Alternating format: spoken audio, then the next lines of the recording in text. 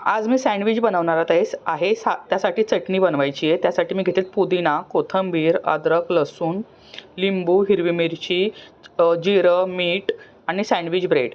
आता हे सर्व मिक्सरला छान बारीक करून पेस्ट करणार आहे। पेस्ट तुम्ही बघू शकता, ही छान अशी चटणी तयार झालेली आहे।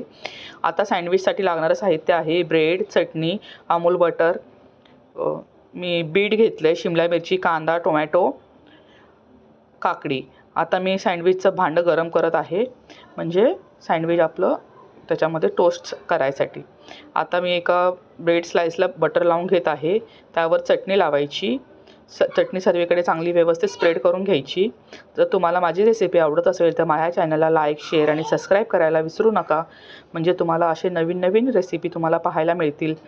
आता मी त्यावर काकडी, कांदा, टोमॅटो तुम्ही बघू शकता, अशा प्रकारे सर्वीकडे सर्व सामान पसरलं गेलं पाहिजे, ह्या पद्धतीने ठेवायचं आहे। आता त्यावर टोमॅटो ठेवत आहे, चीज स्लाइस ठेवलं आहे। आता त्यावर मी बीट ठेवत आहे। हे बीट मी कच्चंच घेतलेलं होतं, तुम्ही ह्याला उकडवूनही घेऊ शकता आणि ठेवू शकता। आता त्याच्यावर मी शिमला मिरची ठेवत आहे। त्यानंतर मी चाट मसाला टाकणार आहे। चाट मसाला नाहीतर मीठ, दोन्हीपैकी तुम्ही एक छान काहीही टाकू शकता। हे अशा प्रकारे स्प्रेड करून घ्यायचं। आता एका ब्रेडला अजून बटर लावायचं, चटणी लावायची आणि सँडविच मेकरमध्ये टोस्ट करायला ठेवायचं। आता मी सँडविचच्या बर्तनला पण बटर लावून घेत आहे। ते गरम झालेलं, त्यामुळे ते व्यवस्थित मेल्ट होतं आहे। आता तुम्ही बघा, अशा प्रकारे व्यवस्थित लावून घ्यायचं। थोडंसं बटर ब्रेडला पण लावून घेतलं, म्हणजे छान आपलं सँडविच टोस्ट होईल, कडक होईल। जेवढं तुम्ही बटर लावचाल तेवढं छान ते कडक भाजलं जाईल, म्हणजे टोस्ट व्यवस्थित होईल।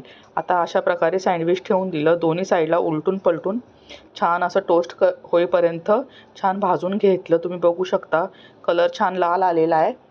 आता ह्यांना मी कट करून तुम्हाला दाखवते। छान असं चीजही मेल्ट झालं आहे। हे खूप गरम होतं, हाताला चटका बसत होता, तरी मी तुमच्यासाठी दाखवत आहे ते कसं भाजलं गेलं आहे। तुम्ही बघू शकता, हे छान भाजलं गेलेलं। आता एका ह्याच्यामध्ये चटणी आणि टोमॅटो केचप घेतलं, बटर लावून सर्व केलं गरमागरम। तुम्हाला माझं सँडविच कसं वाटलं कमेंटमध्ये नक्की सांगा, आणि अजून काय ॲड करावं लागेल तेही सांगा। थँक्यू।